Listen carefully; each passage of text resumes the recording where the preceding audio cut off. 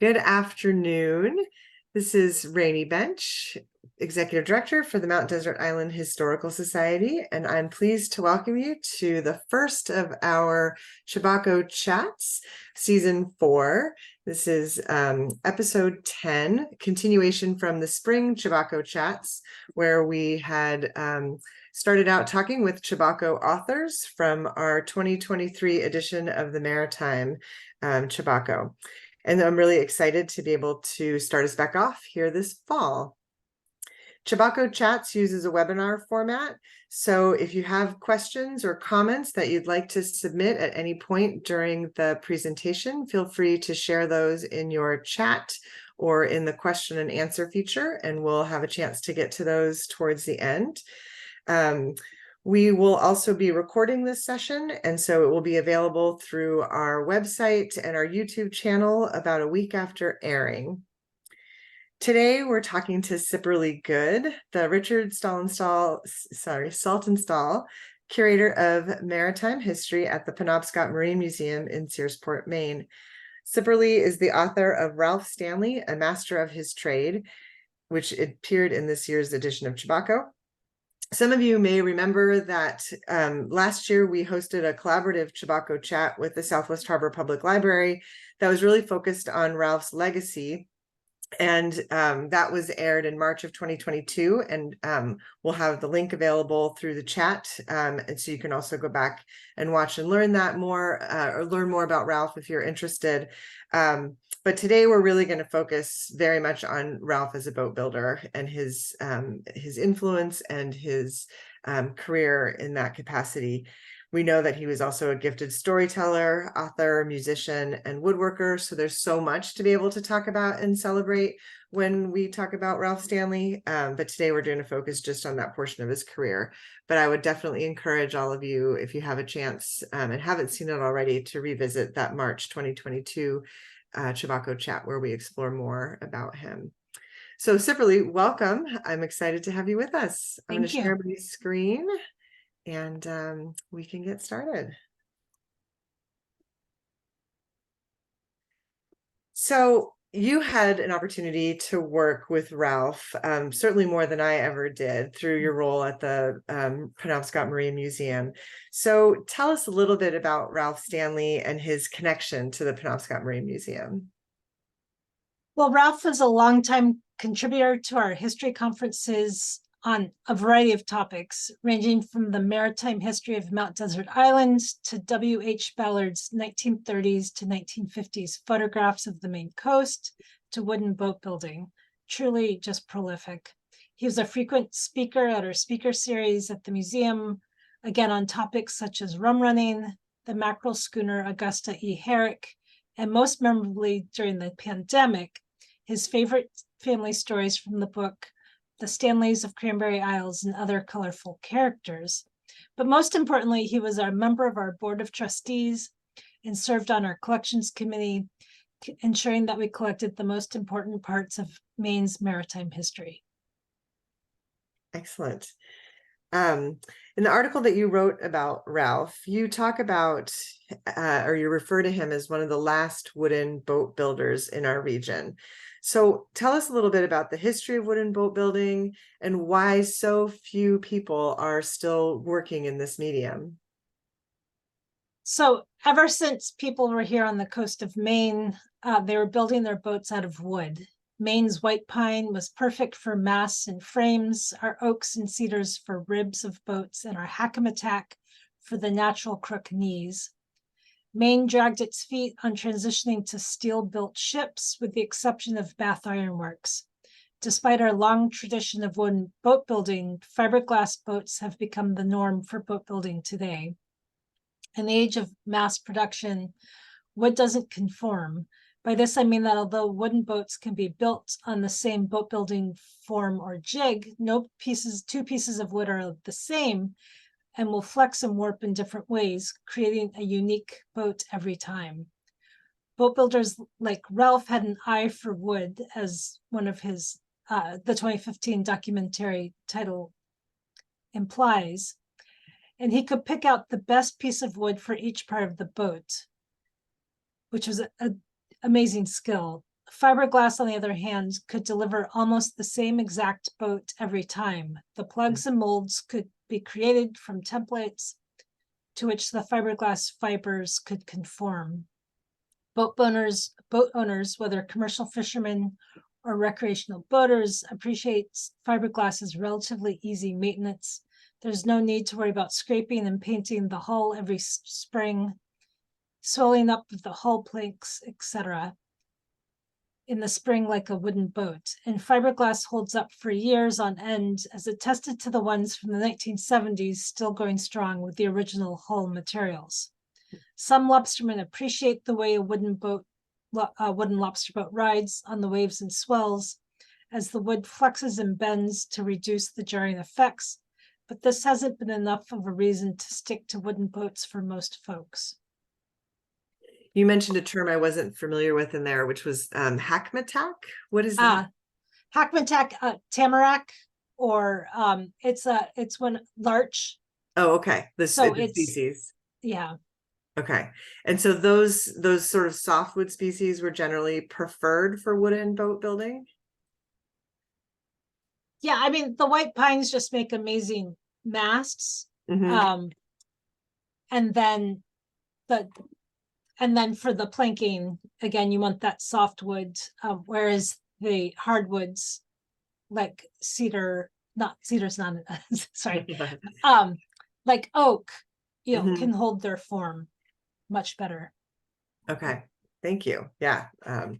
I knew larch and tamarack, but I hadn't heard hackmatack is the same name for Yeah, that. another one of those terms. All right. So wooden boat building it's a really old skill, and there's just a few builders that have sort of maintained that, as fiberglass is just easier and more consistent for workers, or for people who are in the building industry. And then the market seems to have shifted with that as well. Right. What you're saying. Yeah. But Ralph held on to wooden boat building throughout his whole career. Yes. Some people, he allowed his wooden boats to be used as plugs. So I'm gonna forget, sorry. Mhm.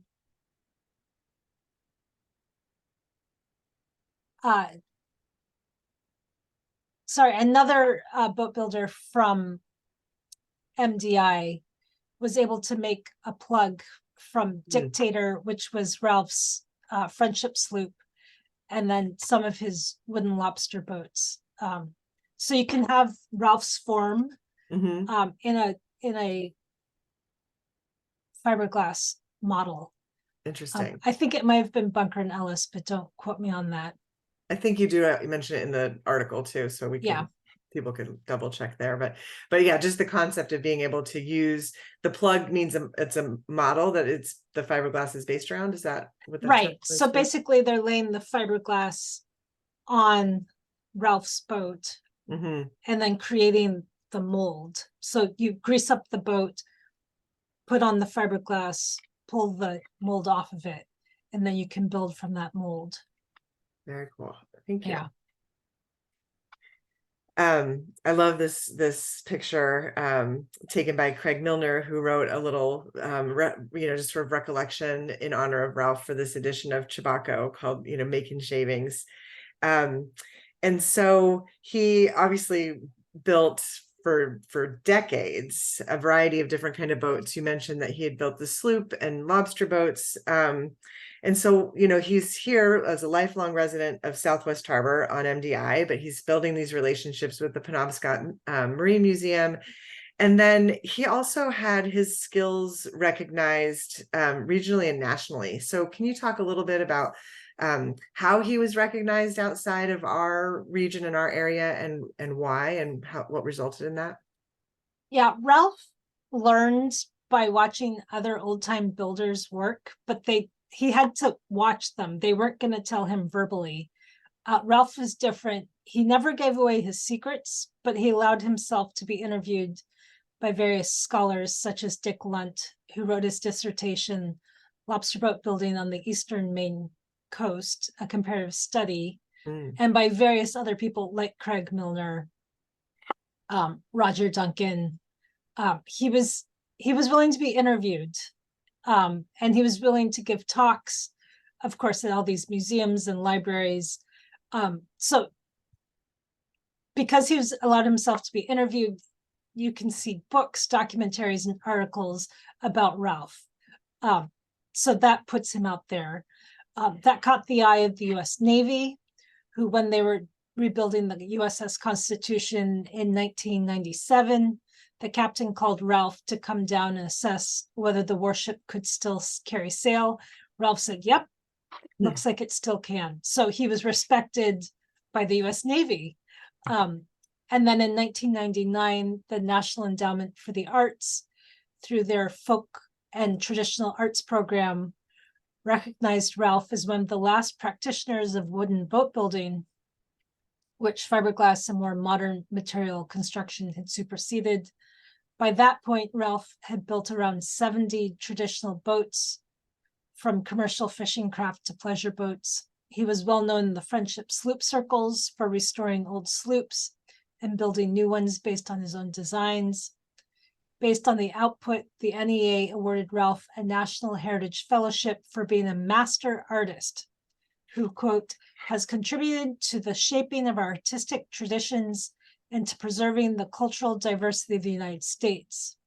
Not to be outdone, Maine soon followed suit, naming him the Boat Builder Laureate of the Maine Coast in 2002 and proclaiming Ralph Stanley Day in 2004.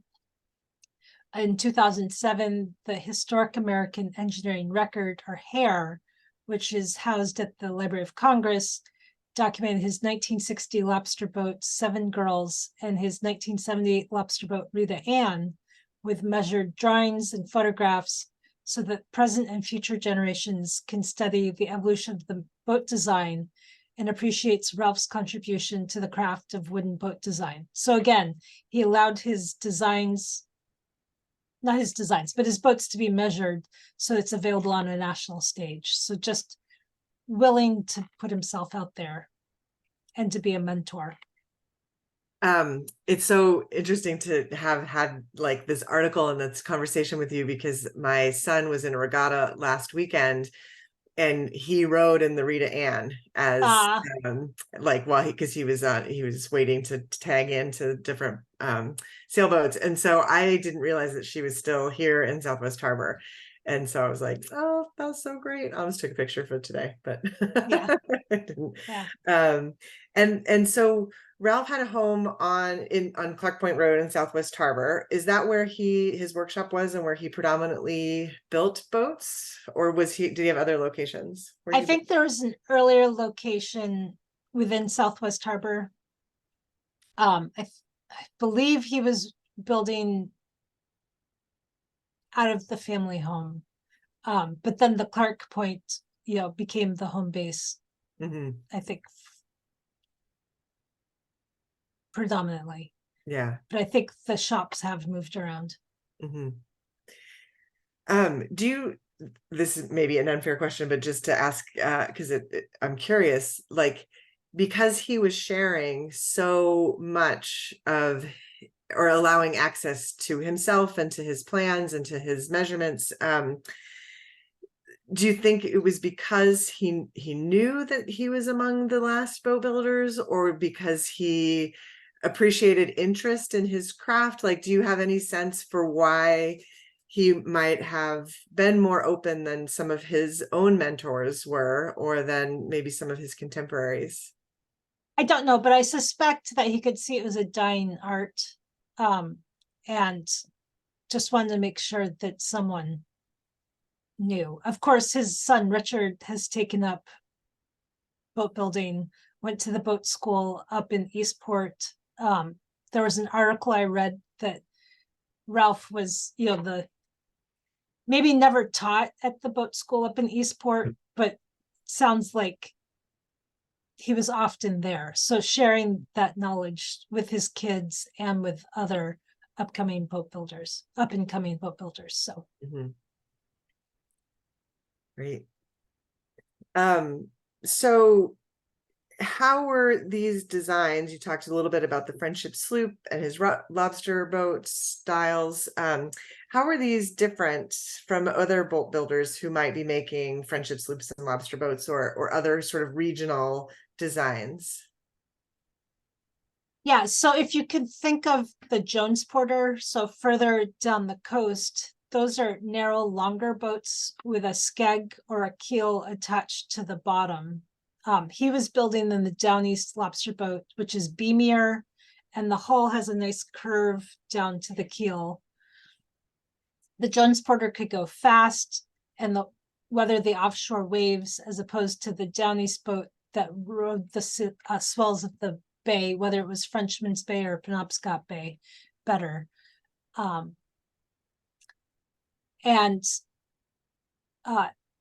even within the Down East style, Ralph's boat was different. He favored the 1920s aesthetic of Chester Clements, who's another Mount Desert Island builder, with a square stern that tilted a little aft. Ralph liked Clements boats with their sheer, which is that flare from the bow, and a fairly good camber to the stern. Clements' contemporary was Cliff Rich, who's the father of Ronald and Robert Rich of Bass Harbor Boats. Their boats have a curving sheer from bow to stern and less of a tumble home, so the tops of the boats sort of curve in. That's the tumble home. Mm. Theirs was more square, I would say. And then I haven't studied, or there's not as much scholarship on the friendship sloops that I've been able to access to show how Ralph's is different from what you would find down in Friendship with the originals. So I won't say anything about that. Future research topic. Yeah, there's never enough to learn. Yeah. So that what you just said was fascinating to me, that as they are working in the different shapes, they're building them designed to the different conditions of the different parts of Maine waters. So there's a real studiousness to like how one shape moves in the water versus another, and then like this kind of constant experimenting. Is that sort of fair to say that that's going on to see about improving for various conditions? Yeah, I would say Maine boats, the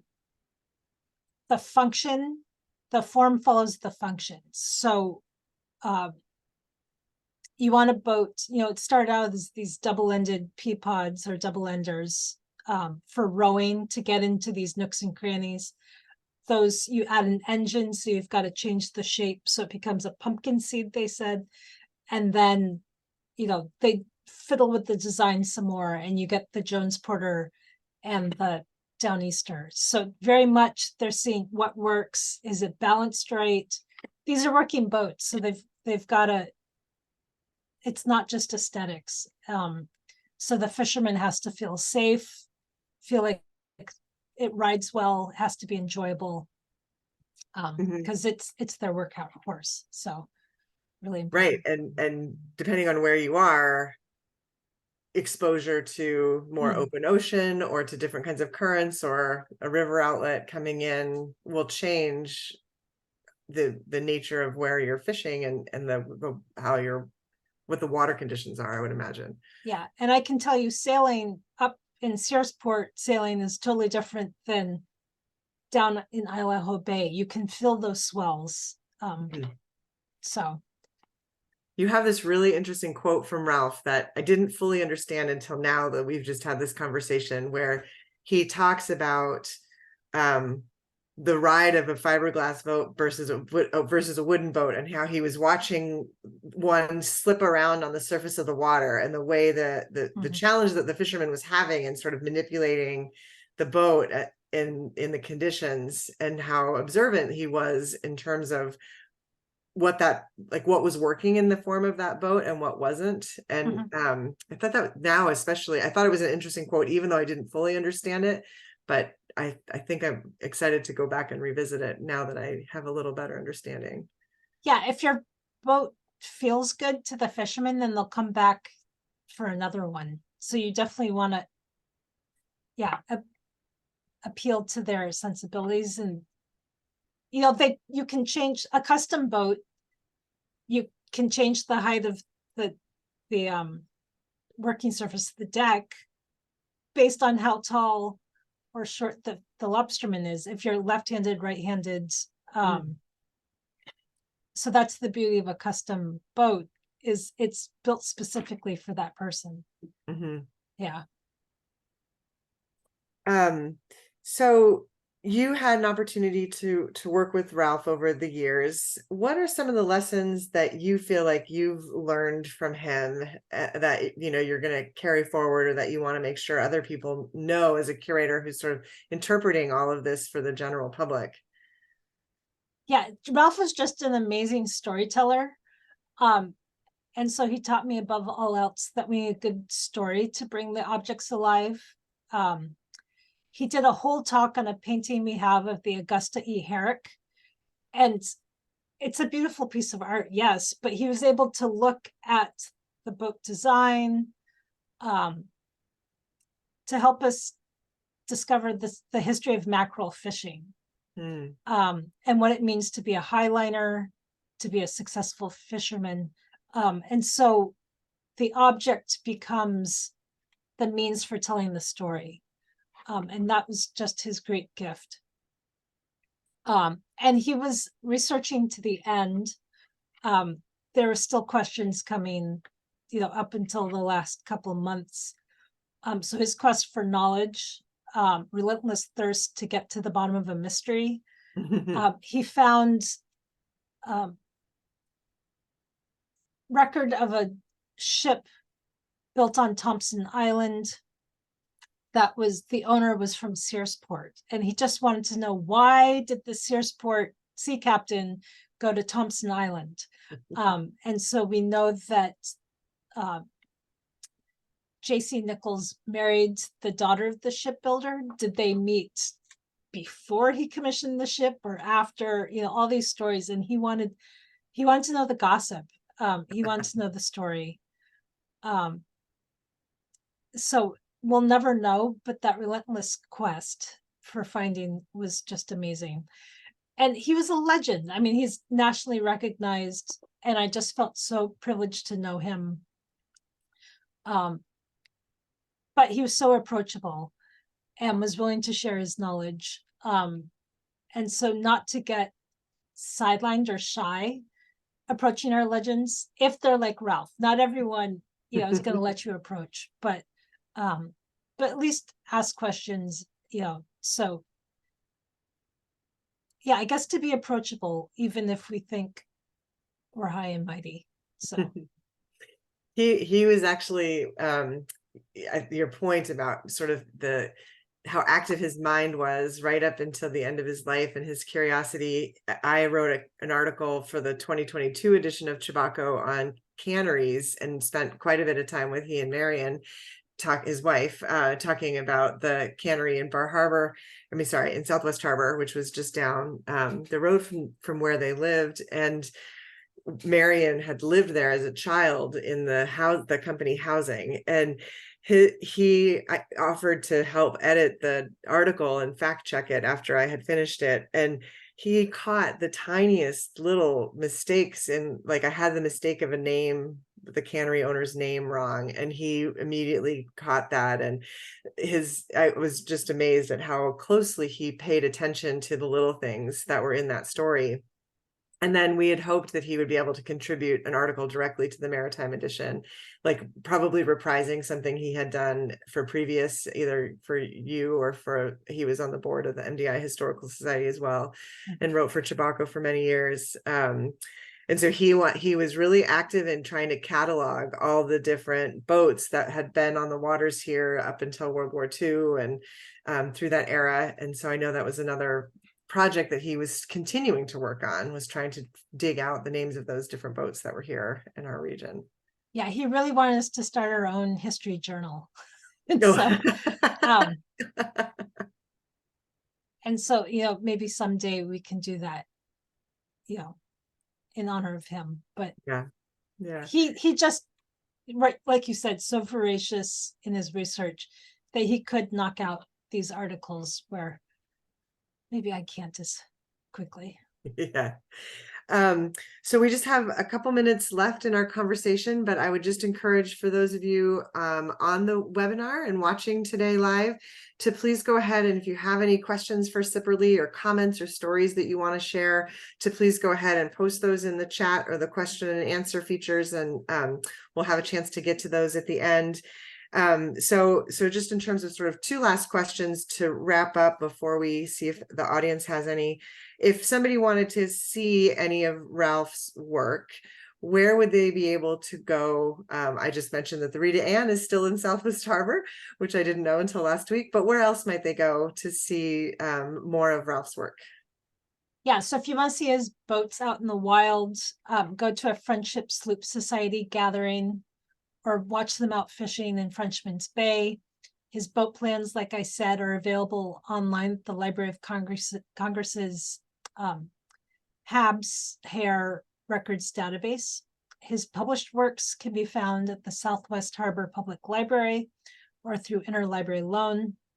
And his archives, thanks to Marion, to his wife Marion, can be found at the Penobscot Marine Museum.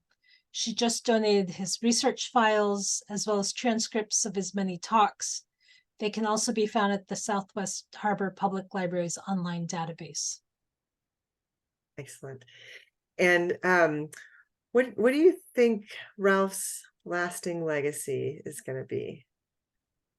So outside the boat building world, Ralph's legacy will be his extensive study of the genealogy of the Cranberry Islands and adjacent parts of MDI, as well as the related material in the Southwest Harbor Public Library. In the boat building world, it'll be the documentation of his lobster boat and Friendship sloop building through Dick Lunt's dissertation research, Craig Milner's book, Roger Duncan's book, and the various documentaries in his own talks at various museums and libraries.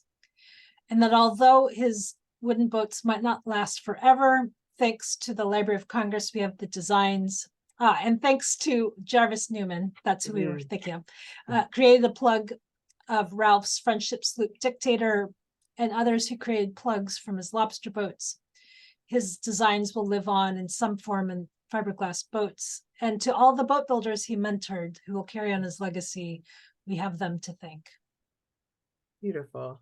Nice. Any, I haven't had any questions posted yet from people from the audience, but if you have any last questions or comments you want to put in the chat or the question and answer feature for Cipperly. If not, I will thank you so much for being here today and for talking about Ralph's boat building legacy. We are, as I mentioned, this is the first in our fall series for the Chebacco Chat Season 4. So coming up will be next week on Thursday at 4:30, we'll have Earl Shuttleworth, the Maine State Historian, who will be joining us to talk about his article, Painting That Mountainous and Secret Isle, Harrison Bird Brown on Mount Desert Island. Chebacco Chats are available to view on our website the week after they air. And you can also subscribe to our YouTube channel at MDI History to be notified when they're uploaded. You can become a member of the Historical Society if you're not already by visiting our website at mdihistory.org. And Cipperly, thank you so much. And thanks everyone for joining us this afternoon. Take care. Oh, we got some thank yous coming in. Thank you. Great. Thanks, everybody. Good night. Good night.